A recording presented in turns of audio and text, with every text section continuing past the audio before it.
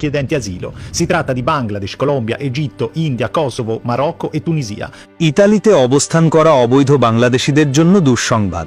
গতকাল ব্রাসেলসে পাশ হলো নতুন কঠোর অভিবাসন আইন।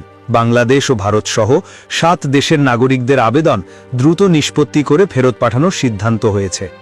ইউরোপীয় ইউনিয়ন আনুষ্ঠানিকভাবে নিরাপদ তৃতীয় দেশ বা সেফ থার্ড কান্ট্রিজের তালিকা অনুমোদন করেছে, যার মধ্যে বাংলাদেশ, ভারত, মিশর ও তিউনিসিয়া অন্তর্ভুক্ত রয়েছে।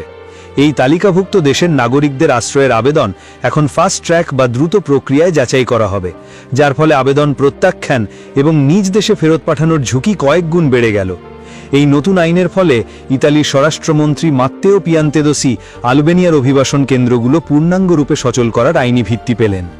নতুন নিয়মে কোনো অভিবাসী যদি ইউরোপে আসার পথে তিউনিসিয়া বা মরক্কোর মতো নিরাপদ দেশ হয়ে আসেন ট্রানজিট, তবে তার আবেদন সরাসরি অগ্রহণযোগ্য ঘোষণা করা যাবে। যেসব দেশের নাগরিকদের অ্যাসাইলাম পাওয়ার হার 20% নিচে, তাদেরই মূলত নিরাপদ দেশ হিসাবে গণ্য করে দ্রুত ফেরত পাঠানোর তালিকায় রাখা হয়েছে। তবে অভিভাবকহীন অপ্রাপ্তবয়স্ক অভিবাসীদের ক্ষেত্রে তৃতীয় দেশে পাঠানোর এই কঠোর নিয়ম কার্যকর হবে না।